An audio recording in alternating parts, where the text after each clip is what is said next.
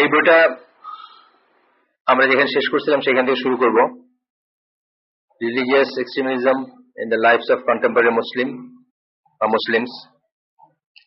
আমরা গতদিন শেষ করছিলাম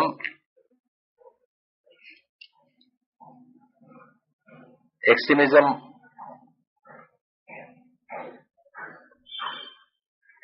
একটা গ্রুপ বা একটা ইসের প্রতি অতিরিক্ত অ্যাফিলিয়েশন বা অতিরিক্ত কি বলবো ডেভোশন বা আনুগত্য থেকে যে এক্সট্রিমিজম, সেটা নিয়ে আমরা শুরু করছিলাম। ইবন তাইমিয়ার একটা পড়ছিলাম আমরা, কি বলে, ইবন তাইমিয়ার একটা উদ্ধৃতি আমরা পড়ছিলাম। এই সাবচ্যাপ্টারটার নাম হচ্ছে যে, এই সাবচ্যাপ্টারটা এখানে আমরা একটু বলে নেই, যারা দু একজন নতুন আসছেন বা নতুন আসবেন।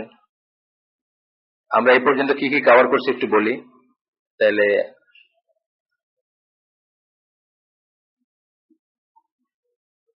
প্রথমে আমরা টার্ম গুলা ডিফাইন করছি, এক্সট্রিমিজম সংক্রান্ত টার্ম গুলা কি। ইসলামের অ্যাপ্রোচটা যে ব্যালেন্স অ্যাপ্রোচ বা অলওয়েজ ব্যালেন্সড, উম্মাতান ওয়াসাতান আল্লাহ বলছেন কোরআনে, সেটা আমরা এখানে এক্সপ্লেন করছি। তারপরে যে কোনো একটা ব্যাপারে ইসলাম পারমিসিবল লিমিটের ভিতরে অলওয়েজ সহজ করে দিতে চায় সবকিছু, সেটা আমরা এই করছি, যে ইসলামের এটা সবসময় সহজটা হবে। যে কোনো একটা বিষয় যেখানে পারমিসিবল, আবারও বলতেছে পারমিসিবল, সে সহজটা হবে আর কি। ফর এক্সাম্পল, আপনার কসরের নামাজ বা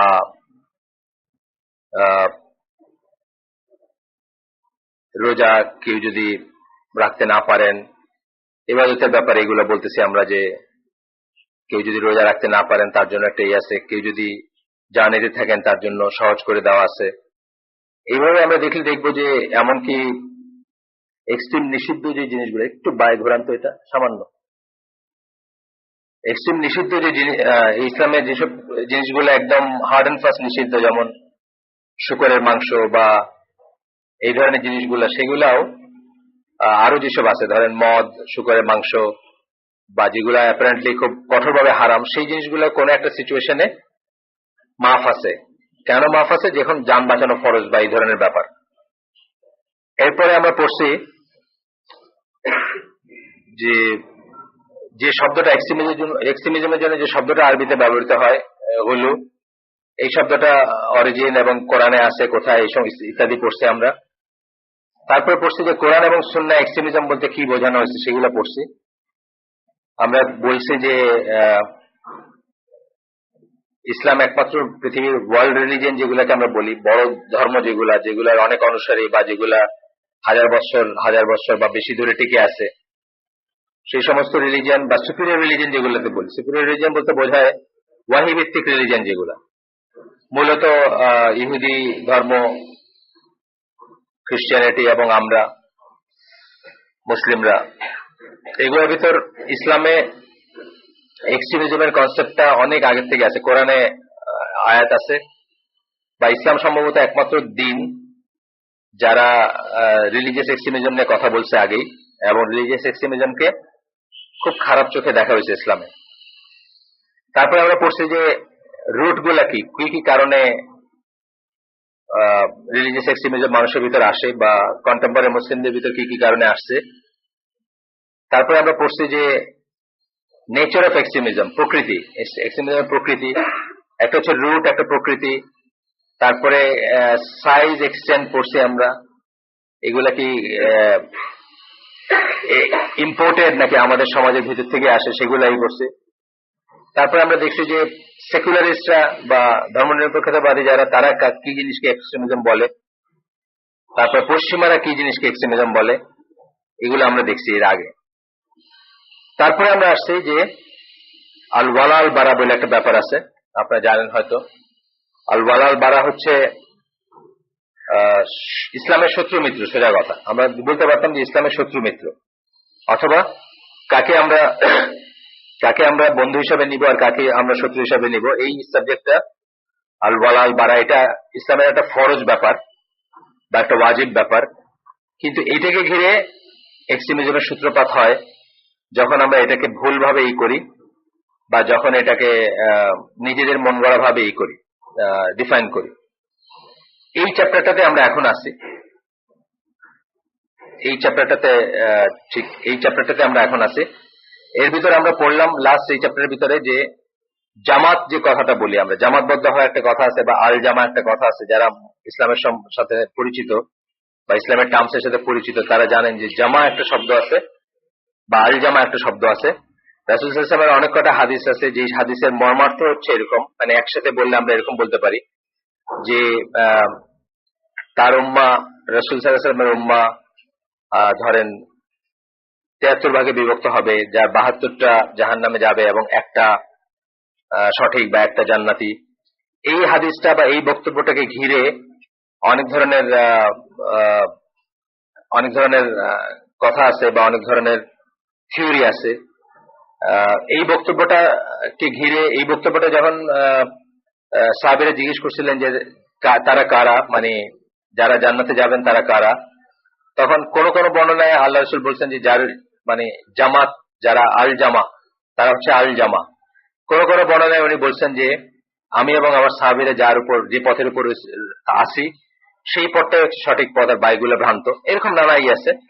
তো এখান থেকে আমরা দেখছি যে এই জামার বা আল জামার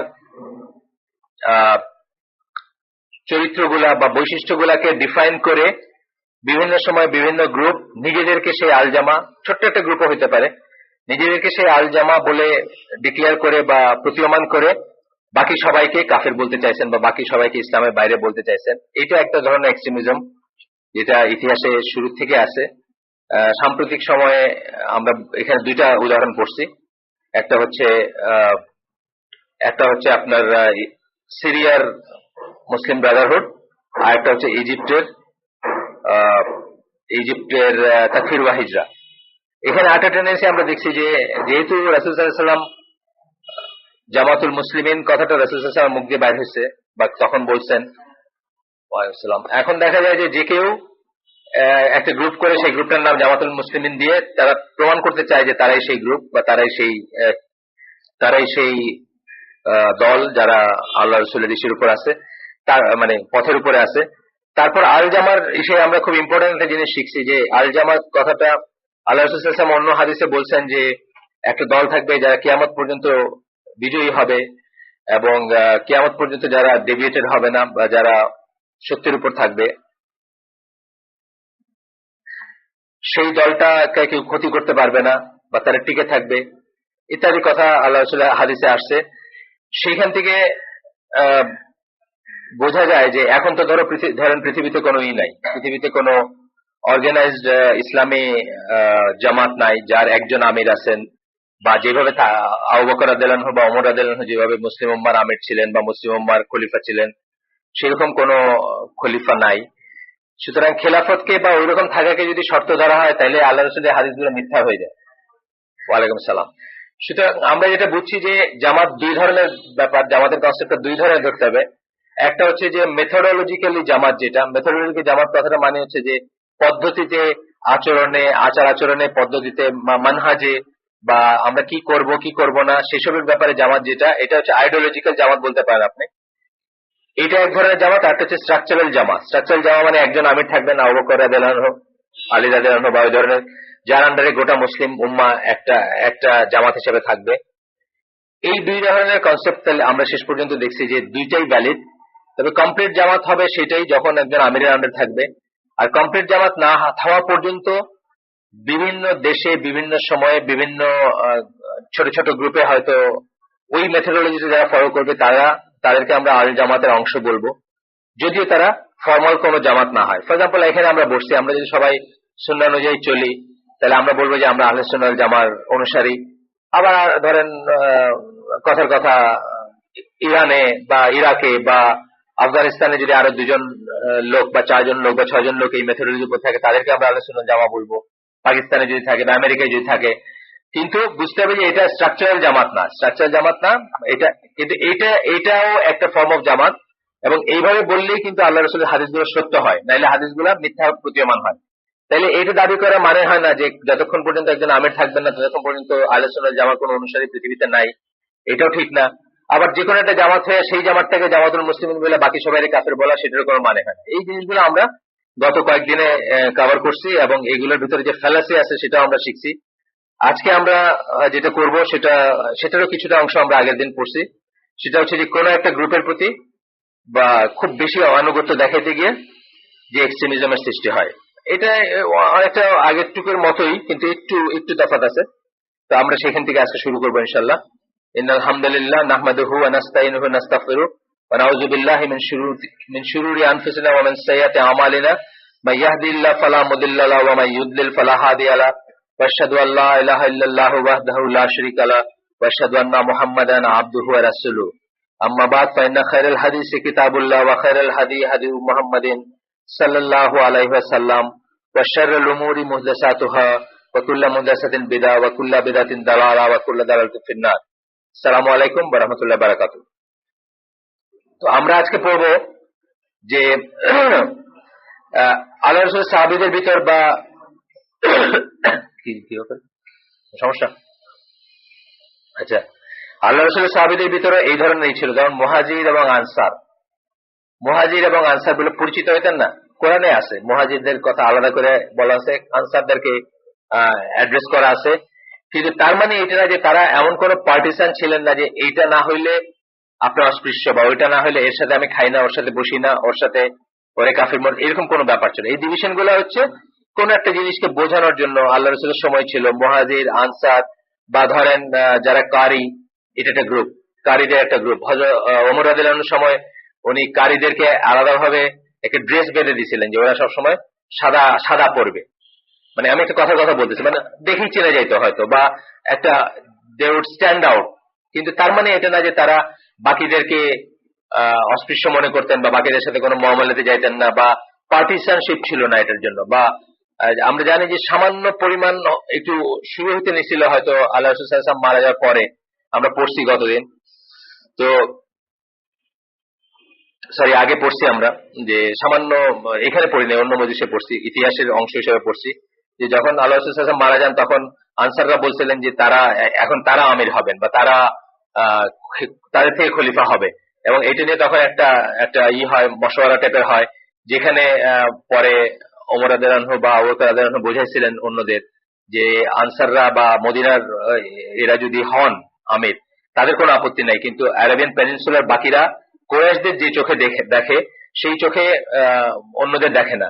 সুতরাং কুরাইশদের ছাড়া অন্য কারো ভিতর থেকে যদি লিডারশিপ আসে তখন একটা কেওস তৈরি হবে, এবং এটা তখন আনসাররা বুঝছিলেন, বুঝে তারা সাথে সাথে সেটা মেনে নিচ্ছিলেন।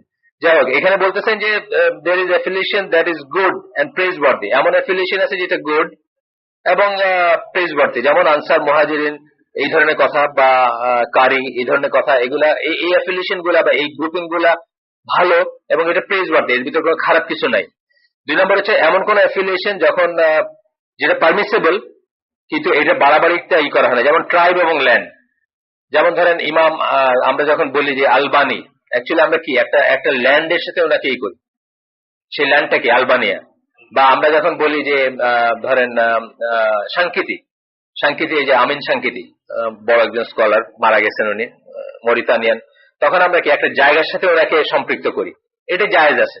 কিন্তু এটা নিয়ে হ্যাঁ বোখারি, বা আমাদের এখানে সিলেটি কি সব আছে না, ত্রিশালী, আমাদের এখানে ত্রিশালী আছে, সিলেটি আছে, শামসুদ্দিন সিলেটি, ত্রিশালী, ঠিক আছে, এটা পরিচিত হিসাবে থাকবেন। 2 জন শামসুদ্দিন আছেন, একজন সিলেটি আর একজন চাঁদগাঁই, ধরেন কথার কথা, এর জন্য এটা ঠিক আছে।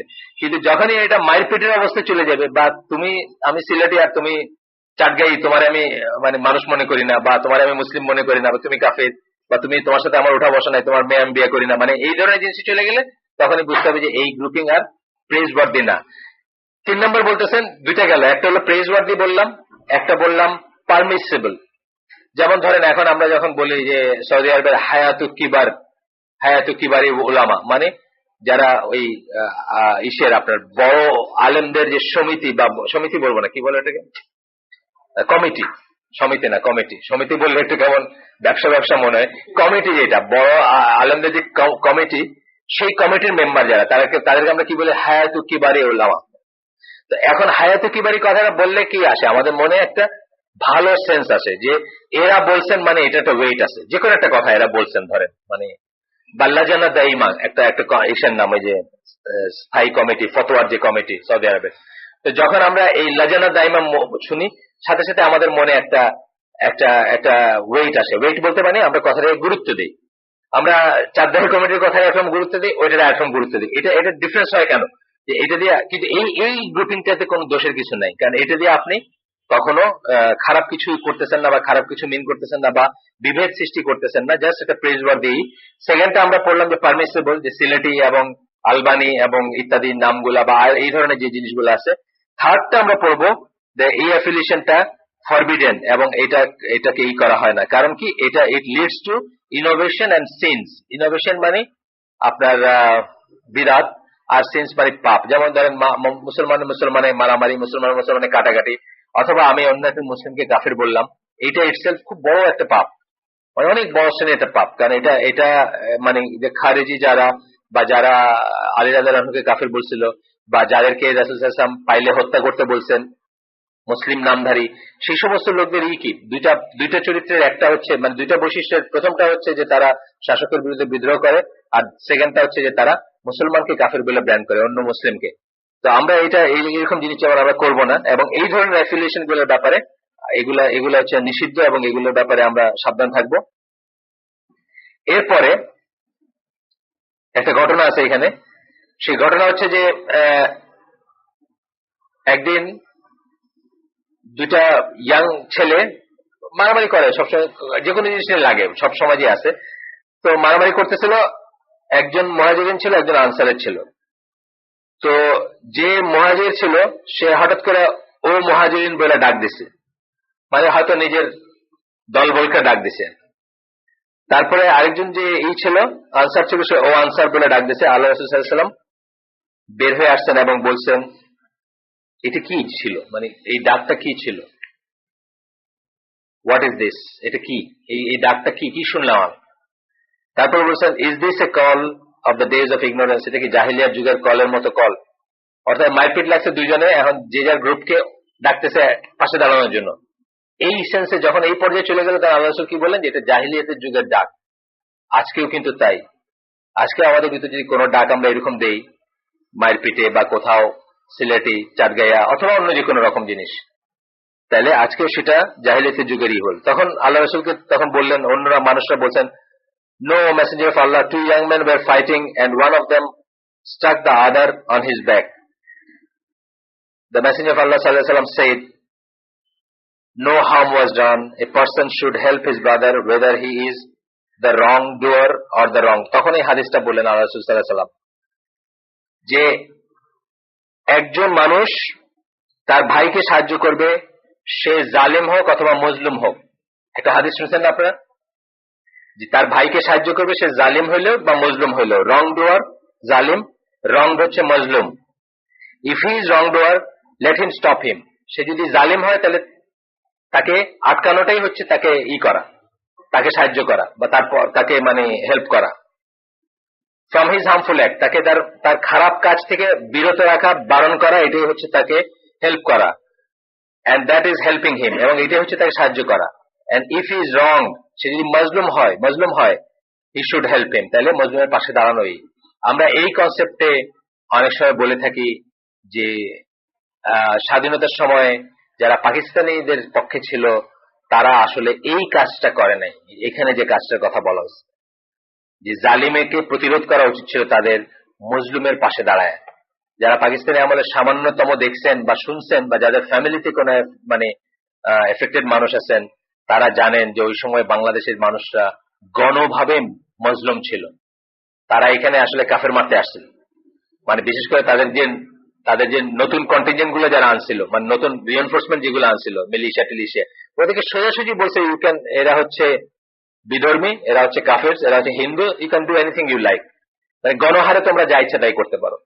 যে জন্য তারা অনেকে না বুঝে, ল্যাঙ্গুয়েজ বুঝতো না, বা মানে আপনারা জানেন হয়তো, পড়ছেন কি আমি জানি না, মিলিশিয়া বলে নিয়ে আসছে, যে ফ্রন্টিয়ার প্রভিন্সের ওই আধা মিলিটারি আধা সামরিক আর কি। আমাদের এখানে কি আনসার মার্কা যেগুলো আর কি, বা আমাদের এখানে রক্ষী বাহিনী যেরকম ছিল, এই ধরনের আধা মিলিটারি প্যারামিলিটারি নিয়ে আসছে। আইনা একটু ছেড়ে দিয়ে বলছে যে এগুলা সব জায়েজ তোমাদের জন্য, মানে লুটপাট করো, রেপ করো, যা করো সব জায়েজ।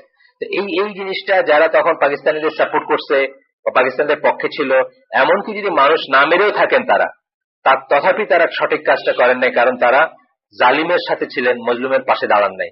তাদের উচিত ছিল জালিমকে বারণ করা, যদিও তারা এখন বলেন যে তারা সেটাই করতে চাইছেন, হয়তো পরামর্শের মাধ্যমে করতে চাইছেন, কিন্তু অ্যাক্টিভলি করা উচিত ছিল আরো, মানে অ্যাক্টিভলি মানে যেভাবে অন্যরা করছে। আমাদের সব মুক্তিযোদ্ধারা কি আর শখ করে মুক্তিযোদ্ধা হয়েছে নাকি? না, অনেক মানুষ আছে বাধ্য হয়ে হয়েছে, অনেক মানুষ আছে বাধ্য হয়ে হয়েছে। তার কোনো ইচ্ছে ছিল না যে সে ইন্ডিয়া যাবে, বা তার কোনো ইচ্ছে ছিল না যে সে দাঁড়াবে, মানে বন্দুক ধরবে, কিন্তু সে বাধ্য হয়ে বন্দুক ধরছে যখন দেখছে যে আর কোনো উপায় নেই, বাঁচার একটাই উপায়।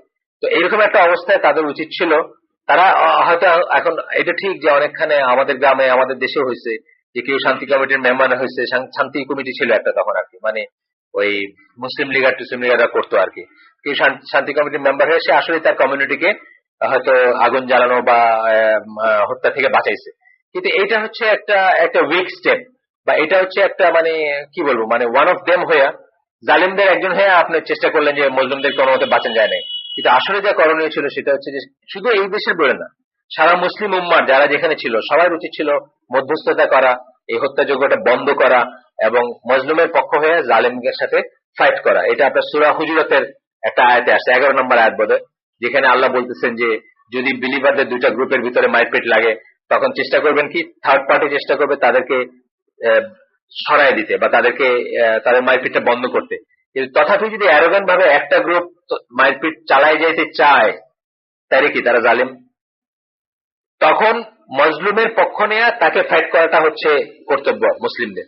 তো ওই আয়াত এবং এই হাদিসের আলোকে তখন আমাদের উচিত ছিল যে আমরা মজলুমের পাশে দাঁড়াবো এবং জালিমের বিরোধিতা করবো, বা জালিমের এগেনস্টেই দাঁড়াবো, জালিমকে তার জুলুম করা থেকে বারণ করবো, আটকাবো বলতে কি এখানে ফোর্সের সেন্স আছে, আটকানো মানে ফোর্সের সেন্স আছে এখানে। Ibn Taymiyyah এই প্রসঙ্গে বলছেন, when each of them called his group to help him, the Prophet sallallahu alaihi wasallam objected to that. He called it a call of the days of ignorance. ওই যে answer এবং মুহাজিরের মারপিটে যখন ওই যে ডাকছে, আমার একটা হঠাৎ মনে হলো একটা স্মৃতি, বাহরাইনের সাথে একটা খেলা ছিল বাংলাদেশ ন্যাশনাল টিমের এই স্টেডিয়ামে। আমরা তখন ইয়াং আর কি, মানে ধরেন 20-25 ঘরে আর কি বয়স কোথাও। টুটুল বলে একটা প্লেয়ার ছিল, মনে আছে, পরে এমপি টেম্পি হয়েছিল বোধহয় কিছু একটা, পলিটিক্স করে পরে। তো বাহরাইনের সাথে খেলা তো হয়, বাংলাদেশে খেলা তো বুঝছেন মানে মাথা ঠান্ডা রেখে খেলতে পারে না, বিশেষ করে গোল দিয়ে একটা খাইলো, তখনই দেখলেন যে মানে খেলাটাকে আমরা বন্ডুল করা যায়, এটার একটা করতে রেপারে এই করে।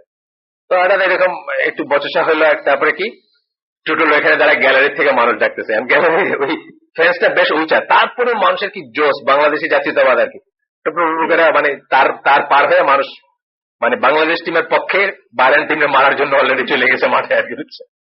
এইটা রাসূল সাল্লাল্লাহু আলাইহি ওয়াসাল্লাম বলছেন আর কি, এই যে কথাটা যে ও আনসার একজন ডাকছেন, আরেকজন ও মুহাজিরিন মানে প্লুরাল, এবং ও আনসার যখন ডাকছেন তখন প্লুরালে যখন ডাকছেন তখন রাসূল সাল্লাল্লাহু আলাইহি ওয়াসাল্লাম বলছেন এটা জাহিলিয়াতের যুগের ব্যাপার হয়ে গেল। কেন? তারা মারপিটে তাদের নিজস্ব কে ডাকতেছে, নট দ্যাট কে এখানে ভিতর কে রাইট কে রং, কে জালিম কে মজলুম, সেটা না দেখে তারা তাদের গ্রুপকে ডাকতেছে যে আসো পিটাপিটি করি এখন। Until he was told that it was just two young boys who did that and it did not come from a group. আল্লাহ রাসূল কখন ক্ষান্ত হয়েছেন বা কখন ঠান্ডা হয়েছেন, যখন ওনাকে বলা হয়েছে যে না এই যে দুজন মারামারিতে বলছে, কোন গ্রুপ ওয়াইজ ডাকাডাকি হয় নাই, মানে কোন গ্রুপ এসে তাদের পাশে দাঁড়ায় নাই, বা কোনো ডিভিশন হয় নাই, বা কোনো দল আসতেছে না একজন একজনের সাথে মারামারি করতে, জাস্ট নিজেদের মারামারির ভিতরে তারা মনে করছে তারা এইভাবে ডাক দিলে হবে। আর অনেক সময় আব্বা বলে ডাক দেয় না, মারপিটের সময় পোলাপান পাড়া পোলাপানের মারপিট দেখেন না, আব্বা বলে ডাক দিল একসময়, মানে না পাইরা সেরকম একটা ডাকেন। যাই হোক, তারপরে রাসূল সাল্লাল্লাহু আলাইহি ওয়াসাল্লাম যেটা বলছেন যে in this way Prophet sallallahu alaihi wasallam made it clear what is prohibited is the bigoted and absolute allegiance by a person to his group. যে অন্ধভাবে যে এলিজিয়েন্স এটা গ্রুপের প্রতি যে কোনো পার্সনের, সেটাকে আল্লাহ রাসূল সাল্লাল্লাহু আলাইহি ওয়াসাল্লাম নিষিদ্ধ করলেন, যে আমার গ্রুপই ঠিক, আমার গ্রুপ যা বলে সেটাই ঠিক, আমি যাই করি না করি আমার গ্রুপের। এটা কিন্তু হয়, এটা খেলাধুলায় খুব কমনলি হয়, খেলাধুলা ইসলামের কোনো বিচার্য বিষয় না, সেই জন্য আমি আর এটাতে আনলাম না। খেলাধুলায় খুব কমনলি হয়, মানে এটা ইসলামের কোনো ব্যাপার না। কিন্তু যখন অন্যান্য জিনিসে হয়ে যাবে, যখন অন্যান্য জিনিস, ফর এক্সাম্পল সৌদি আরবে যাদেরকে বিহেড করা হলো কয়েকদিন আগে, বা এই ধরনের যে বিচারগুলো হয়, ওইখানে আমরা কিন্তু অনেকেই বাংলাদেশি জাতীয়তাবাদের ভিত্তিতে রিয়েক্ট করি, আমরা ভুলে যাই যে এখানে একটা শরীয়তের বিধান ইমপ্লিমেন্টেড হচ্ছে। আমরা ভুলে যাই যে এখানে কাজী যিনি উনি হাইয়েস্ট গ্রেডের আলেম, হাইয়েস্ট শিক্ষা, ইসলামী শিক্ষা শিক্ষিত আলেম, এবং উনি যে ইটা দিলেন, সেটা ভার্ডিক্টটা দিলেন, সেটা ইসের মানে কি বলে, সেটা একটা ইসলামী ভার্ডিক্ট। আমাদের এগুলো মনে রাখা উচিত। এবং আমরা যেন মানে ঠিক আছে, আমরা বাংলাদেশি জাতীয়তার কলামে আমরা বাংলাদেশিদের টিক দিব, এটা দিতেই হবে। বা আছে না কতগুলা, আমার দেশ কোথায়, আমি এই দেশের সিটিজেন, আমার একটা পাসপোর্ট আছে, এই পর্যন্ত ঠিক আছে। কিন্তু যদি আমি অন্ধ হয়ে যাই যে বাংলাদেশের ফ্ল্যাগে বা বাংলাদেশের তরফ থেকে যা করা হবে সেটাই ঠিক, অন্য দেশের থেকে যা করা হবে সেটাই রং, বা সেই জিনিসটাকে আল্লাহ রাসূল প্রহিবিটেড করলেন, আর কি নিষিদ্ধ করলেন। আচ্ছা, এরপরে আসতেছে like the action of the people of the days of ignorance, বলতেছেন otherwise helping for the truth sake without committing aggression is good, either obligatory or recommended. আচ্ছা, তারপরে বলতেছেন ইবনে তাইমিয়ার কথা, আরো কথা আসতেছে। If such is the case with respect to these names, মুহাজিরিন এবং আনসারের যদি ব্যাপারে এরকম হয়, such affiliations that are beloved to Allah and His Messenger, what must be the case of partisan absolute allegiance or calling to one's lineage or other matters that are simply permissible or are actually reprehensible?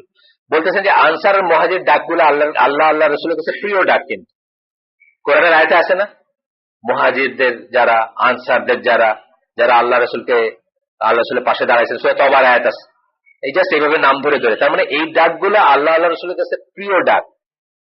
তারপরেও যখন এই ডাকগুলোকে রং ভাবে ডাকা হইলো, তখন আল্লাহ রাসূল বললেন যে জাহিলিয়াতের সময়কার ডাক বা জাহিলিয়াতের সময়কার মতো তোমরা করতেছো। তাইলে আমাদের অন্যান্য ডাক যেগুলো আছে, এই যে আমাদের পার্টিসান যেসব দল, ইসলামী শাসনতন্ত্র আন্দোলন বা এটা, বা ওই যে কবে একবার হইল না, একদম পেপারে ছবি দিল, লাঠি ভাঙতেছে মাথায়, দেওয়ানবাগি আর চরমনাই বোধহয় ছিল, আমি শিওর না, বতুল মোকাররমে জাস্ট লাঠি ভাঙতেছে, বা জুতা পেটা করলো কবে জানি কারা কাঁধে, তাই না, মসজিদের ভিতরে জুমার নামাজের কারা জানি কাঁধে, হ্যাঁ চন্দ্রপাড়া যায় না, এটা না, এই খতিব নিয়ে বোধহয় জুতা পেটাপেটি হইলো একটা। মানে এই জিনিসগুলা, এইগুলা কিন্তু আসলে ইসলামী আদবের ভিতর পড়ে না। ইভেন তো আপনি ঠিক যা বলতেছেন, মানে হয়তো সকল স্কলার বলবেন যে আপনার মতবাদটাই ঠিক, তারপরেও কিন্তু এটা ইসলামী আদবের ভিতর পড়ে না। যাই হোক, এখন আমরা আসতেছি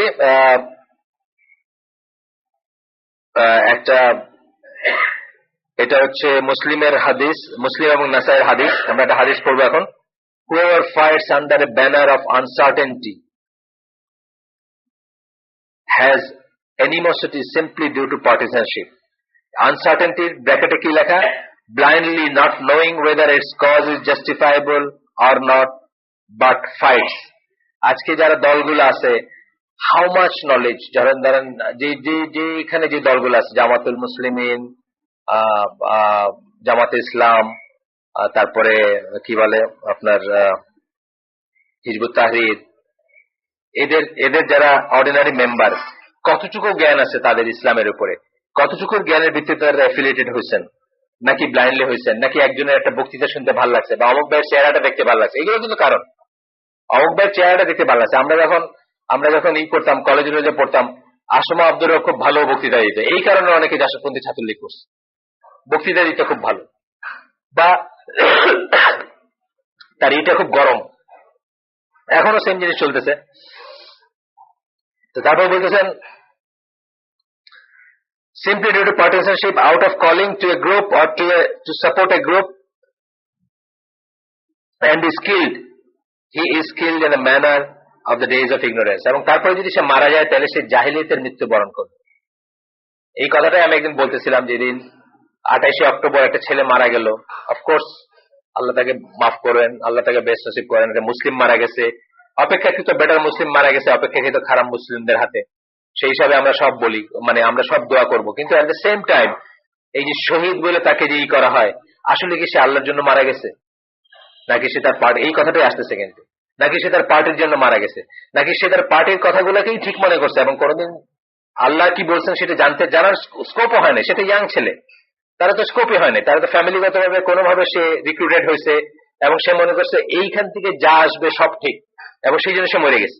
সেই মৃত্যুকে আল্লাহ রাসূল কি বলতেছেন? জাহিলিয়াতের মৃত্যু বলতেছেন। তো এটা আমাকে ওই যে এক ভাই ওই দিন ফোন করছিলেন, ওই দিন যেমন ঘটনাটা ঘটে আমাকে জিজ্ঞেস করলেন যে আপনার ঘরে কি টেলিভিশন আছে? আমি বললাম যে না নাই। তো পাশের বাসায় আছে? আমি বললাম যে হ্যাঁ পাশের বাসায় আছে। বলেন যে আপনি একটু যান না, গিয়ে পাশের বাসায় বলেন যে একটু অন করতে, কিভাবে চোখের সামনে একটা মানুষ শহীদ হয়ে যায় দেখেন, মানে ওই ছেলেটা যে মারলো। সত্যি কথা, খুবই খারাপ কথা। আমরা এটাকে রিপ্রেন্সিবল মনে করি। আমরা দোয়াও করবো যে আল্লাহ যেন তাকে শহীদের মৃত্যু দেন, কারণ যেভাবে সে মারা গেছে, শহীদের মৃত্যু খালি ধর্মযুদ্ধে গেলে হয় তা না, আমরা আরো ক্লস জানি। অপঘাত মৃত্যু, অপঘাত যেটাকে বলে আর কি, মানে অন্য কেউ মেরে ফেললো আপনাকে, কেউ হত্যা করলো, আপনার প্রপার্টি করতে গিয়ে আপনার শহীদ হতে পারেন, পেটের পিড়ে মারা গেলেও আপনার শহীদ হতে পারেন, মানে এরকম আছে না হাদিস, যে করে ক্লজ আছে সে করে হইতে পারেন। আমরা দোয়া করবো আল্লাহর কাছে যে আল্লাহ তাকে শহীদ হিসেবে কবুল করেন, কিন্তু আমরা সার্টিফাই করতে পারি না যে সে শহীদ, কারণ সে তো আসলে পার্টির জন্য মারা গেছে, সে তো ইসলামের জন্য মারা যায়নি। ইসলামের জন্য এর মানে সিচুয়েশনের ভিতর থাকাটাই না যায়। আমরা জানি যে আজকে যা হচ্ছে, আপনারা বলতে পারেন যে এটি একমাত্র ল্যাঙ্গুয়েজ মানুষের সরকারে বুঝে, গাড়ি পোড়ানো দিয়ে সরকার বুঝে যে এটা কত স্ট্রং, বা মানুষে বুঝে যে হরতালটা কত স্ট্রং। এটা বাংলাদেশে হয়ে গেছে ল্যাঙ্গুয়েজ। একটা জুলুমের জায়গায়, জালিমের জায়গায়, একটা ফিস্কের জায়গায়, একটা কুফরের জায়গায় খারাপ জিনিসগুলো স্ট্যান্ডার্ড হবে, এটাই স্বাভাবিক। কিন্তু আমরা মুসলিমরা আমরা এটার সাথে যাইতে পারি না। আমরা বলতে পারি না যে একটা কাম দিছে 200টা গাড়ি ভাঙছে। কার গাড়ি কে ভাঙলো? কার গাড়ি কে ভাঙলো? কে কাকে রাইট দিছে গাড়ি ভাঙার? 33টা বাস জ্বালাইছে, কার বাস কে জ্বালাইছে? কে রাইট দিছে তাকে? একজন লোক মারা গেছে, কে রাইট দিছে তাকে? যদিও আপনি বলতে পারেন সবাই করে, হ্যাঁ আমি মানে সবাই করে, এরা যখন বিরোধী দল ছিল তারাও করছে, এর চেয়ে বেশি করছে। এটা দুইটা রং কিন্তু একটা জিনিসকে রাইট বানায় দেয় না। ও আমার একটা ভুল, ও আমার মাসে, মানে বুঝছেন না ব্যাপারটা? দুইটা রং না, ইসলামে একটা ভুল জিনিসের প্রতিকার করতে হবে শুদ্ধ জিনিস দিয়ে, আর একটা ভুল দিয়ে না। সুতরাং এটা আমাদের উপায় না, এটা আমাদের তরিকা না। এই করতে গিয়ে যদি কেউ মারা যায়, আমরা কি করে বলবো যে সে শহীদ হয়েছে? আমরা কি করে বলবো যে শহীদ হয়েছে? আমরা বলতে পারি না সেটা। আমরা দোয়া করবো তার জন্য, যেহেতু সে বেটার মুসলিম ছিল, আমরা জানি সে বেটার মুসলিম ছিল, রিলেটিভলি বেটার মুসলিম ছিল, যারা তাকে মারছে তার চেয়ে বেটার মুসলিম। সে মজলুম ছিল, তার উপর তারা জুলুম করছে, তারা অনেকে মিলে তাকে মারছে, সে নিরস্ত্র ছিল। সব ক্লজে আমরা দোয়া করবো যে সে আল্লাহ তাকে শহীদ হিসেবে কবুল করবে। ইয়েট আমরা তাকে শহীদ সার্টিফাই করবো না, ইয়েট তার ওই একটাকে আমরা অ্যাক্ট অফ বিকামিং শহীদ আমরা বলবো না। এই হাদিসের আলোকে যে হাদিসটা আমরা পড়লাম,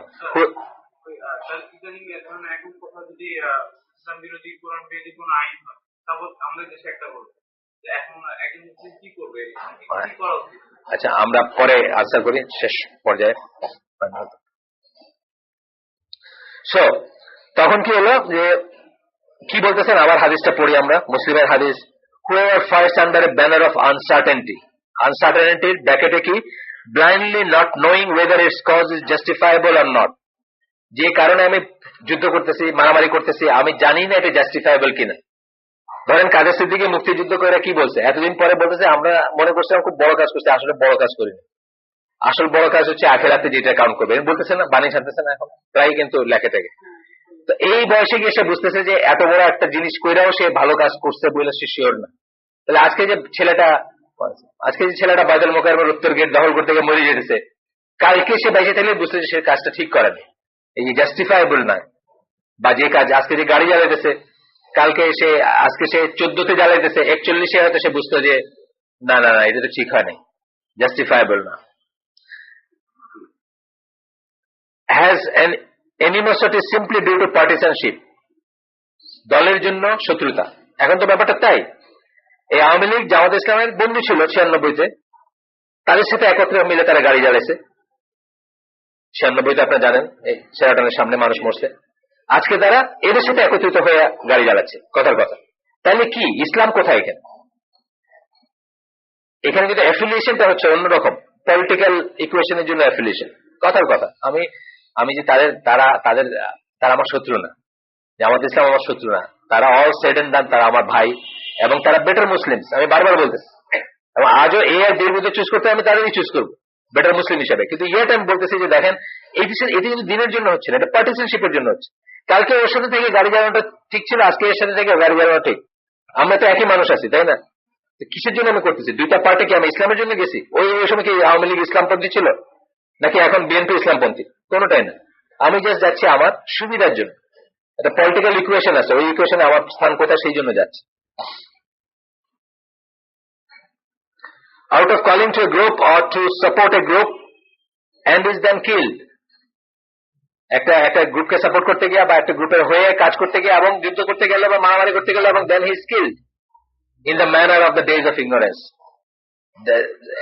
Is then killed, he is killed in the manner of the days of ignorance. যদি সে মারা যায় তাহলে সে মারা গেল কি জাহিলিয়াতের মৃত্যু হলো তার। আল্লাহ আমাদের সবাইকে এগুলো বোঝার তৌফিক দেন। এবং আমাদের এখানে অনেকে প্রাণটা রাখা মানে ধরে রাখতে পারতেছে না, এরকম একটা ভাব আছে। প্রাণ দেওয়ার প্রপার টাইম আছে, কখন প্রাণ দিবেন, মানে যেখানে সেখানে প্রাণ দিলে হবে না, বুঝছেন না। বাইতুল মুকাররম উত্তর গেট দখল অথবা এই ধরনের আরো যেসব জায়গা আছে, মানে আরো যেরকম কজ আছে সেসব কজে রাখতেছেন, ওকে দৃষ্টি আকর্ষণ করতেছে, সেসব কজে প্রাণ দিলে হবে না।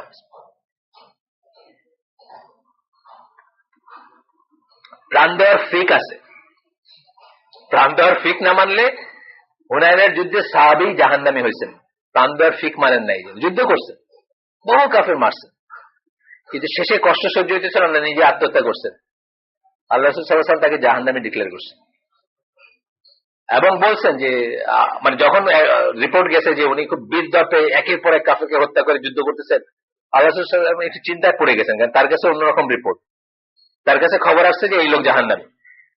তারপর মুহূর্তে খবর আসছে যে উনি আত্মহত্যা করছেন, তখন আল্লাহ রাসূল বলছেন যে না, ঠিকই আছে, আমি যা জানতাম সেটাই ঠিক আছে। হ্যাঁ, অফকোর্স না, এই আগের খবরটা ওয়াহি, পরেরটা রিয়েল খবর, মানে উনি যে জাহান্নামী সেটা ওয়াহি, কিন্তু পরে উনি আত্মহত্যা করছেন এটা বাস্তবে কেউ দেখে এসে বলছে না। সো প্রাণ দেওয়ার ফেক আছে, যেখানে সেখানে প্রাণ দিয়া মনে করলে চলবে না যে আমি একটা কাম করছি, তাই না। প্রভাকরণ প্রাণ দিছে কিন্তু প্রাণ দেওয়ার ফিক মানে নাই, এই জন্য প্রভাকরণের মৃত্যুটা তো ওয়েস্টেজ।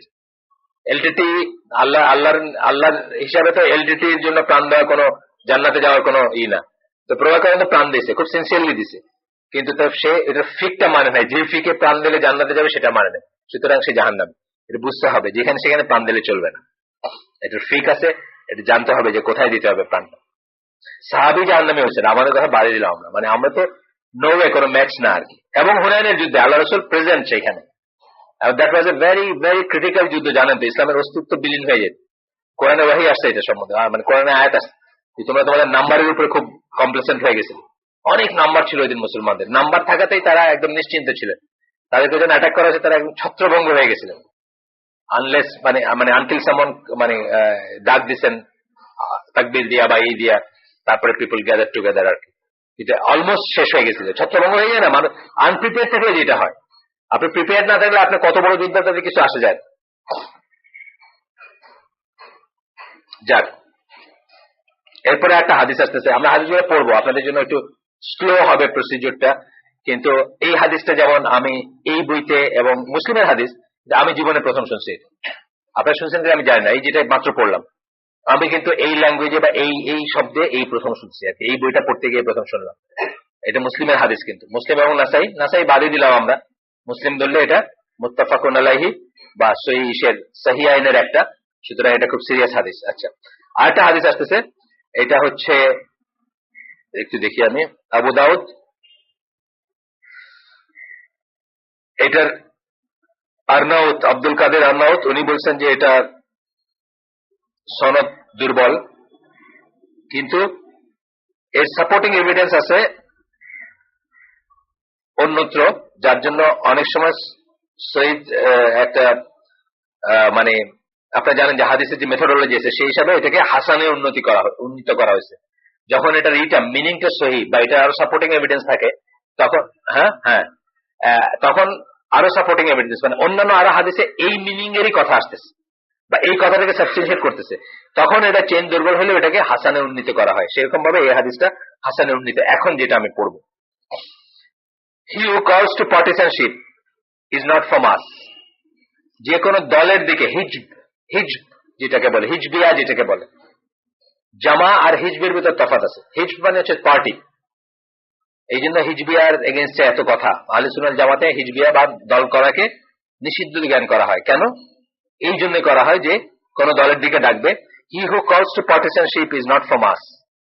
যে কোনো দলের দিকে ডাকবে বা কোন একটা পার্টিসানশিপের দিকে, দলবাজির দিকে ডাকবে, সোজা কথা। পার্টিসানশিপের বাংলার কি বলবো, দলবাজি বা দলতন্ত্র, দলগত ইসের দিকে ডাকবে। He is not from us, সে আমাদের একজন না। And he who fights out of partisanship, এবং যে দলগত কারণে যুদ্ধ করে বা মারামারি করে, ইজ নট ফ্রম আস। চিন্তা করেন তাহলে, আমার ওই ভাই হয়তো এই হাদিসটা কোনোদিন শুনেনি নেই, জামাতের লোকন উনি, যিনি ফোন করে বলছিলেন যে কিভাবে মানুষ শহীদ হয়ে যায় চোখের সামনে দেখার জন্য টেলিভিশনটা অন করেন, তাহলে উনি কোনোদিন এই হাদিসটা পড়েন নাই। হইতে পারে কিন্তু পড়েন নাই। মানে মানুষের সকল ভুল কাজ এর একটা রুট হচ্ছে ইগনোরেন্স। এটা অলওয়েজ আছে, এটা খারেজিদেরও আছে, আজকেও আছে। তাদের খুব ছিল, সিনসিয়ারিটি ছিল, তাদের খুব আল্লাহ ভীতি ছিল, তাকওয়া ছিল, কিন্তু তাকওয়া ইজ নট এনাফ। নলেজ ছাড়া তাকওয়া ডেঞ্জারাস, বা নলেজ ছাড়া ইমান ডেঞ্জারাস, বা নলেজ ছাড়া জিলটা dangerous. So and he who fights out of partisanship is not from us. যে দলগত কারণে যুদ্ধ করে, মারামারি করে, সে আমাদের কেউ না। and he who dies upon partisanship is not from us.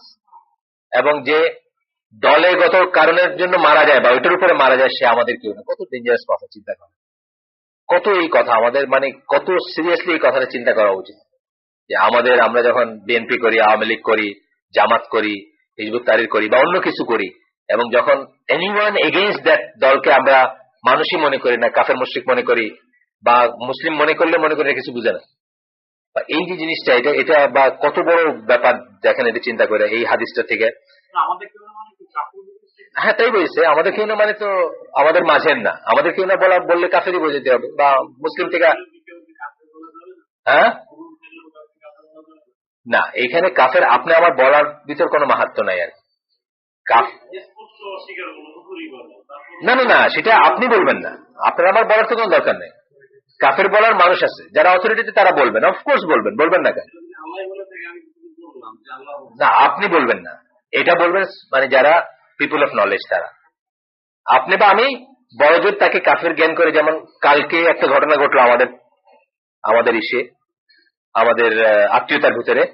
আমরা একজন মানুষকে সরাসরি জিজ্ঞেস করলাম যে আপনি কি বিলিভার কিনা। উনি বললেন না, আপনারা যে সেন্সে বিলিভার বলেন সেই সেন্সে আমরা বিলিভার না। তখন ওই মানুষের বিয়ে করছেন উনি, আমরা বললাম যে আপনার এই বিয়েকে আমরা বিয়ে হিসাবে স্বীকার করি না, এবং এটা ব্যভিচার। এই যে আমরা বললাম, এইটাকে আমি ফতোয়া দিতে গেছি কাউকে? না, আমি কি করব সেটা ডিসাইড করতে গেছি। এটা আপনি করতে পারেন, আপনি কি করবেন সেটা আপনি করতে পারেন, কিন্তু আপনি বলতে পারেন না, বলার রাইট আপনার করতে। আপনি কিছুই জানেন না, আপনি সূরা ফাতিহা ঠিক মতো রিসাইট করতে জানেন, আপনি কেমনে বলবেন যে ও কাফের? যারা বলবে এটা, তারা কারা বলবে? যারা মুফতি, যারা মুস্তাহিদ আলেম, তারা বলবে। মুস্তাহিদ আলেমে তাহলে কত প্রিকন্ডিশন আছে, তাই না? ওনারা একবার বললে আমরা মেনে নিব। ওনারা যখন বলবেন, যেমন সলমান রুশদি, বাংলাদেশের হুমায়ুন আজাদ, আহমদ শরীফ, তারপরে ধরেন ওই মানে ইন্টারন্যাশনাল লেভেলে ধরেন আমিন আবাদুদ, এই যে সব স্কলাররা তাকফির করছেন, বা বাংলাদেশি স্কলাররা করছেন, তারা আত্মস্বীকৃত কাফের। আত্মস্বীকৃত না, তারা নিজেরাই বলছেন যে আমরা এটা মানি না, আমরা এটা। এই যে ভদ্রলোকের কথা বললাম, যে উনি সরাসরি বললেন যে আপনারা যে সেন্সে বিলিভার বলেন, আমি সেই সেন্সে বিলিভার না। তো তখন আমরা কি করবো? তাকে এইভাবে জ্ঞান করবো, কিন্তু আমাকে পেপারে ডিক্লেয়ার করার দরকার আছে নাকি যে উনি? না, আমি কেন? আমি কে? আমি আমার কর্ম পদ্ধতিতে এই করবো, আমি তার সাথে মহামেলাতে যাব না, তার এই বিয়েটাকে আমি করবো না। মানে অন্য কেউ হইলে, ধরেন এখানে আশরাফুল বিয়ে করছে, তার বাসায় দাওয়াত দিয়ে খাওয়াইলাম, তারে সেটা করবো না। বুঝছেন না ব্যাপারটা? কেন করবো না? আমি তার এই বিয়েটাকে মনে করছি আর ঠিক। তো যাই হোক, এখন আমাদের কথা সেটা না, আমাদের কথা হচ্ছে যে পার্টিসানশিপের কথা আমরা আসছি। কাফের কেউকে বলা বা কাফের কেউ কিনা, সেটা একটা কথা। পার্টিসানশিপ হচ্ছে দলগত কথা, দলের প্রতি অ্যাফিলিয়েশনের কথা আসছে। আচ্ছা, আমরা আর একটাই পড়বো এখন কোরআনের আয়াত পড়বো, যেখানে বলতেছে যে each party rejoicing in that which is with itself. সূরা রুমের 32 নম্বর আয়াত। যখন সেক্টরিয়ান হয়, এই গতদিন আমি বলছি, আবারও বলতেছি, আমরা যদি কখনো বলি যে ICD is the only place to learn correct দিন, বা এটাই একমাত্র সঠিক এবং অন্যটা সব অঠিক, অন্য কিছু সব অঠিক, আপনারা আমাদের মনে করাই দিবেন যে আমরা ভ্রান্ত পথের উপর যাচ্ছি। কখনোই না, কখনোই না। আমরা কি করব? আল্লাহর দিকে ডাকবো, এবং যেখানে যারা ডাকতেছে আল্লাহর দিকে, তারা যদি মোটামুটি ভাবে সঠিক হয়, মোটামুটি ভাবে বড় কুফর, বড় শিরক এর ভিতর না থাকে, তাহলে আমরা কমপ্লিমেন্টারি সাপ্লিমেন্টারি হিসেবে কাজ করব। তাদের কজটাকে পারলে অ্যাডভান্স করব। যদিও আমরা দেখি যে ওইখানে ভ্রান্ত হওয়ার কোনো স্কোপ নাই। এখন ধরেন ফর এক্সাম্পল আমি ল্যাঙ্গুয়েজ শিখছি হযরত মোহাম্মদ ইনস্টিটিউটে বনানীতে, যখন শিখছি তখন জানতাম না যে এটা একটা পীরের মুরিদ দ্বারা প্রতিষ্ঠিত। এটা প্রতিষ্ঠা করছে যারা পীরের মুরিদ, এবং বেশ বেদাতি একটা গ্রুপ। তো যখন জানছি তখন আর ওটার সাথে আমি আর নিজেকে সম্পৃক্ত করি না। কেন করি না? যে ওরা একটা ভালো কাজ করছে, ল্যাঙ্গুয়েজের করছে, কিন্তু ওইখানে গেলে অনেক বড় খারাপের সাথে আমার উঠা বসা হবে, বা অনেক বড় খারাপকে আমার এন্ডোর্স করা হবে, সেই জন্য আমি ওখানে যাই না। বা ওখানে যারা টিচার ছিলেন তারাও কিন্তু জান না, তাদেরকে পরবর্তীতে ডাকছে, তারাও জানে, দারুল ইসলামের টিচাররা তারাও জানে এই জন্য যে তারা ওইখানে যাওয়া মানেই হচ্ছে যে জিনিসটাকে এন্ডোর্স করলেন, জিনিসটাকে সার্টিফাই করলেন। হ্যাঁ, এটা ঠিক আছে। কিন্তু ধরেন ফর এক্সাম্পল সাইফুল্লাহ ভাইদের IIIR আছে ওই যে উত্তরায়, বা সিলেটের ECS আছে। আমাদের জ্ঞান মতে তারা শুদ্ধ পথে মানুষকে দাওয়াত দিচ্ছেন বা শুদ্ধ পথে কাজ করেন। আমরা রেসিপ্রোকেটিং মানে কি বলে, মানে কমপ্লিমেন্টারি সাপ্লিমেন্টারি হিসেবে কাজ করবো। তাদের যে কোনো কজকে, যে কোনো তাদের বইলে না, তারা যেহেতু আল্লাহর দিকে ডাকতেছে সেই জন্য। ECS কি? ECS তো আসলে কিছু না, কোনো দল না। IIIR কোনো দল না, এক গ্রুপ অফ স্কলার তারা একটা খুলছেন যেখানে দিন শিক্ষার জন্য মানুষকে ডাকতেছেন বা বসতেছেন। আমরা তাদেরকে কমপ্লিমেন্টারি সাপ্লিমেন্টারি হিসেবে তাদেরকে সাপোর্ট করব, বা ভাইস ভার্সা। আমাদের একটা কাজে তারা করবেন, তাদের একটা কাজে আমরা করব, ইত্যাদি ইত্যাদি। যার তো এখানে বলতেছেন যে ইচ পার্টি, কোরআনের আয়াত, each party is rejoicing in that which is with itself। প্রত্যেকটা পার্টি আনন্দ করে না বা করে না। আপনার ওই চরমনায়ের পীরদের এগেন্সে যখন আমরা লিখলাম ব্লগে, তাদের পক্ষে একটা দল কথা বলছে না, তারাও ঠিক আছে। ওই যে বাসবায় উপরে উঠতেছে আর উপরে বসে জিকির করতেছে, ওইটাও একটা গ্রুপের কাছে মনে হয়েছে যে এটাও ঠিক, এটাই সুন্দর। মানে each party is rejoicing what is with them without understanding, without trying to understand. চিন্তা করতেছে না যে আসল সত্যটা আমি জানি। আচ্ছা, তারপরে হচ্ছে you will find many of the jurists when they see a Sufi or worshipper consider him as being on nothing। Ibn তাইমিয়া কথা বলতেছেন যে কোনো একজন সুফিকে বা একজন ইসেকে, ওয়ার্শিপারকে, মানে যে কোনো ইবাদতকারীকে যখন তারা দেখে, এমন অনেক মানুষকে পাবা তারা, যেমন ধরেন আমাদের এখানে আমরা কি শুনি, আমাদের এখানে প্রায়শই আমরা একটা প্রশ্নের উত্তর দিয়ে থাকি যে আমি যে মসজিদে নামাজ পড়ি ওই মসজিদের ইমাম সাহেব মিলাদ পড়েন, ওই মসজিদের ইমাম সাহেব তাবিজ দেন, ফর এক্সাম্পল ওই মসজিদের ইমাম সাহেব মাজারে যান, ওই মসজিদে আমার নামাজ পড়া জায়েজ হবে কিনা। বহুবার আমরা আলাপ করছি, তবুও কোথায় যেন আমাদের মন, আমাদের ব্রেন এটাকে অ্যাকসেপ্ট করতে পারে না। বহুবার আমরা এখানে, এটা প্রায় প্রত্যেকটা দাসের একটা কোয়েশ্চেন, এটা বলতে পারে। বহুবার আমরা আনসার করছি, এবং স্কলাররা করছেন। এই স্কলার না, আপনার ইসলামকে একই আনসার দেখবেন, যতক্ষণ তাকে বসে কেউ বোঝায় নাই যে তোমার এই একটা শিরক অর কুফর অর বিদাত, হুজ্জত কায়েম করে নাই, যতক্ষণ তাকে বোঝায় নাই, এভিডেন্স কায়েম করে নাই, এভিডেন্স দিয়ে বোঝায় নাই, ততক্ষণ পর্যন্ত আপনি তার পেছনে নামাজ পড়বেন। তবে আপনার যদি চয়েস থাকে যে আপনার বাড়িতে ইকুইডিস্টেন্ট একটা আলামিন মসজিদ আছে আর একটা যেমন ওই মসজিদ আছে, আমাদের এখান থেকে প্রায় সমান না, আমরা দুইটার ভিতর কোনটাই যাই? আমরা এটা নামাজ পড়তে যাই, কারণ এটা রিলেটিভলি ভালো বা রিলেটিভলি শুদ্ধ, এটা আপনার চয়েস সবসময় থাকবে। কিন্তু আপনি রাস্তায় চলতেছেন, আপনি জামাতি তরক করে ফেললেন যে যার সাল মসজিদেই পড়বো না, হানাফি মসজিদে নামাজ হবে না, না জেনেই তো বললাম যে ওই তার উপর এভিডেন্স কায়েম করা হয়েছে কিনা। এরকম আছে যার উপর এভিডেন্স কায়েম করা হয়েছে।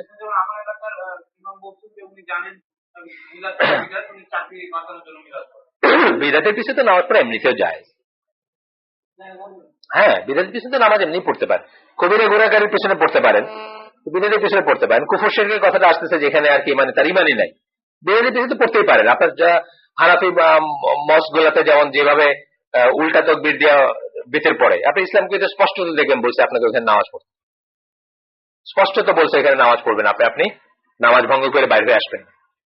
বুঝছেন তো? তারাবির সময় তারাবির পরে 3 রাকাত পড়ে না, তো ওরা কি করে, উল্টা তকবীর বলে একটা তকবীর দেয় না, ওটা মাগরিবের নামাজের মতো করে বিতির পড়ে। স্পষ্ট তো ইসলাম কেউ বলছে যে ওটা করবেন, কারণ একজন মুস্তাহিদ আলেম বলছেন এটা করা যাবে, ইমাম আবু হানিফা।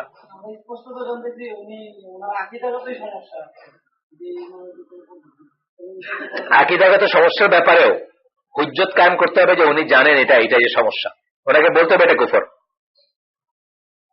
যেমন ধরেন শাইখুল হাদিস, আমি আগেও বলছি আবার বলতেছি, শাইখুল হাদিস আল্লামা আজিজুল হক ওনার সহিহ বুখারীতে মানে পঞ্চম খণ্ডে আছে বা অন্যত আছে, প্রচুর কাসিদা আছে। কাসিদা মানে কবিতার মতো লেখা আছে অ্যারাবিক, আল্লাহ রাসূল সাল্লাল্লাহু আলাইহি ওয়াসাল্লামকে উদ্দেশ্য করে, ট্রান্সলেশনও আছে। ওখানে স্পষ্টত বলছেন, এই রহমতের সাগর, আপনি যদি আমাকে না উদ্ধার করেন আমার কোনো আশা নেই। কোথায় বলতেছেন? মসজিদ নববীতে গিয়ে কবরের সামনে দাঁড়ায় বলছে। এটা কি, এই জিনিসটা কি? স্পষ্ট শিরক।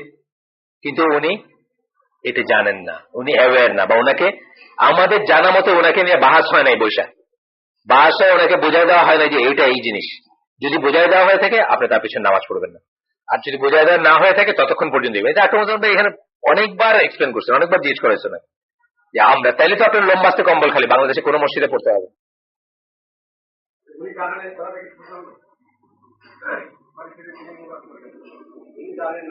হ্যাঁ হতে পারে যে এটাকে হুজ্জত কায়েম করা হয় না ওনার উপর। জানে কের কথা তো নয়, কথা হচ্ছে যে উনি জানে বলে আপনি জানেন কিনা, আপনাকে ওনার কি এইটা কন্ডিশনটা কিন্তু এইরকম, এটা আপনার আমার কথা না। এই যে আবার বললাম যে আমি সূরা ফাতিহা ঠিক মতো উচ্চারণ করতে জানি না। ফিকের পয়েন্ট গুলা 1400 বছর ধরে হয়ে এস্টাবলিশ হয়েছে যে জানে কে, এটাও ফিক থেকে আসতে হবে।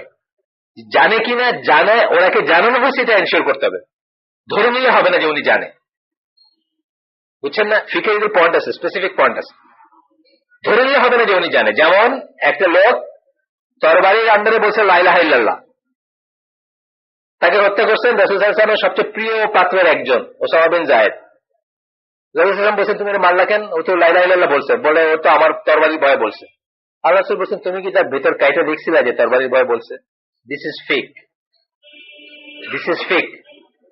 যতক্ষণ একটা মানুষ নিজেকে মুসলিম বলবে, আমি বা আপনি তাকে কাফের বলবো না।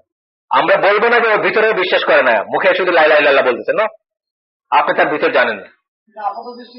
আপনাকে আপাত দৃষ্টিতে তো আপনার না, আপাত দৃষ্টিতে হচ্ছে আপনার ব্রেন নষ্ট হয়েছে, সেখান থেকে আসতেছে। ফিক আপাত দৃষ্টিতে হবে না, ফিক দলিল থেকে আসতে হবে। আপাত দৃষ্টিতে কিছু আসবে না, আপনার কি মনে হলো এটা ইম্পর্টেন্ট না, এটা হচ্ছে ফার্স্ট কথা। এটা বুঝে নেন যে দলিল থেকে আসতে হবে। দ্বীন ইসলাম হলো টেক্সচুয়াল প্রমাণের উপরে, আপনার আমার কি মনে হলো সেটার উপরে না। আপনার আমার কি মনে হলো বা ফিক আপনার আমার যেটাকে শুদ্ধ মনে হলো এইটা দিয়ে না, টেক্সচুয়াল প্রমাণ নস থেকে আসতে হবে।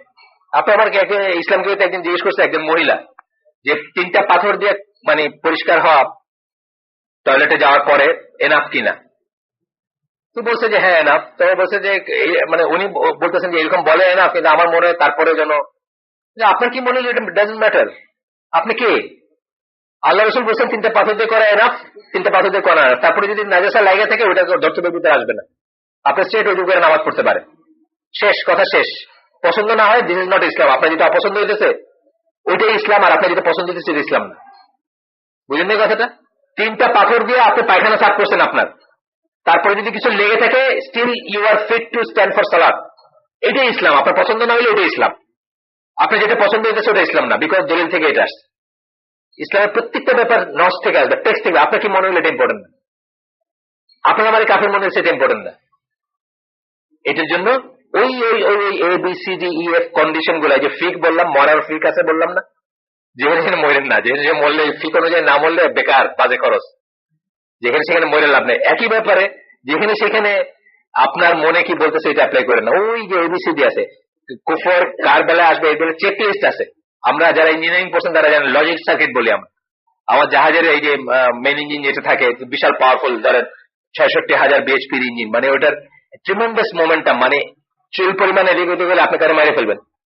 আপনার সামনে একটা জেটি ভাঙিয়ে দিলেন বা ই করলেন, ওখানে লজিক সার্কিট থাকে, A B C D E F, ধুম স্টার্ট হবে। মানে প্রত্যেকটা জিনিস যদি স্যাটিসফাই করে তারপরে গিয়ে এটা হবে। কুফরের ব্যাপারও তাই, কাফের টাকার ব্যাপারও তাই, A B C D E F, তারপরে ধুম, হ্যাঁ এখন কাফের বলা যাবে। এটা কারা করবেন?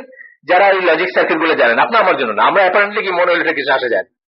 হ্যাঁ, তবে কতগুলো জিনিস আছে এটা অ্যাপারেন্টিভ ব্যাপার। যেমন ধরেন মনসুর হাল্লাজ আনাল হক বলছে, এটা তার ভিতরে যাওয়ার দরকার নেই, তার ভিতরে কি ছিল যাওয়ার দরকার নেই, তাকে বোঝানো হয়েছে যে এটা একটা কুফরিক ব্যাপার, তুমি এটা বিদ্রোহ করো বা এটা বলা যাবে না, বা তারপরে উনি বলছেন। আপনি আর্গুও করতে পারেন যে তার ভিতরে আসলে ছিল যে উনি গড না, না, তাকে তো বোঝানো হয়েছে, তাকে বলা হয়েছে।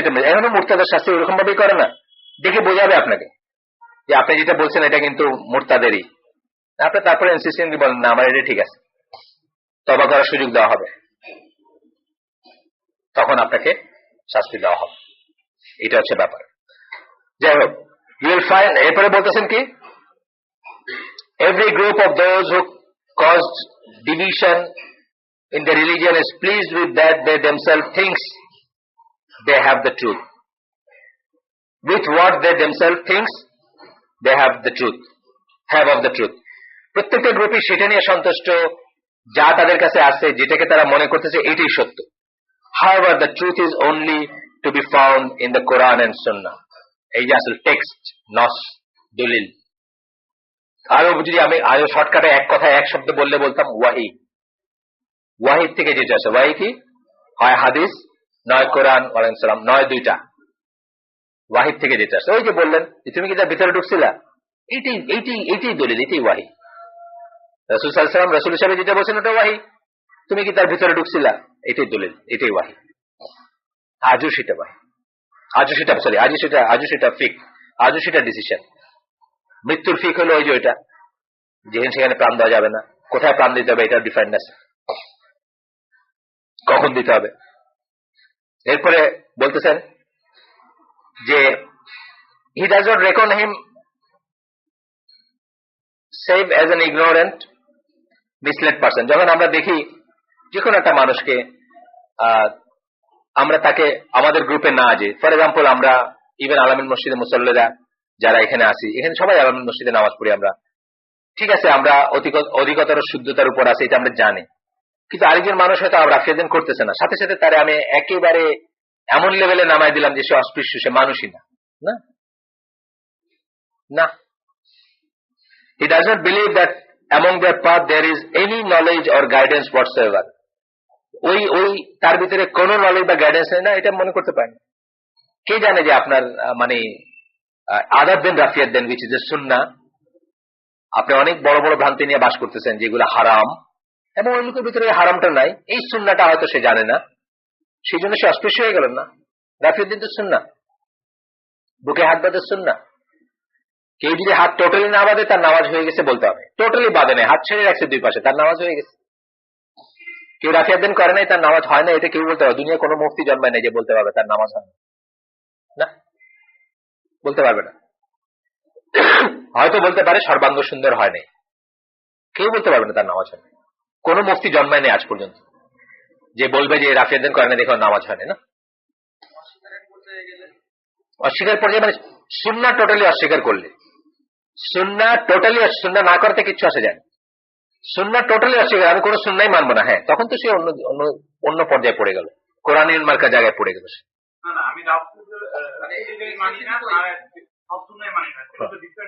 হ্যাঁ, এই পয়েন্ট আমি না মানতে পারি, এটা হলো একটা কথা। আমার কাছে যে দলিলটা আছে, আমার কাছে ওই দলিলটা স্ট্রঙ্গার মনে হয়েছে, সেটাও আমি না করতে পারি, যেহেতু সুন্নাহর ব্যাপারে। কিন্তু যখন আমি টোটালি মানি না বলবো, মানে আমি সুন্নাহ মানি না, তখন তো জিন্দিক বলছে আমাকে, তখন তো যারা কোরআনিয়ন তাদেরকে তো সবাই মানে ইজমার ভিত্তিতে বলছে যে তারা মুসলিম না, যারা সুন্নাহ টোটালি মানবে না।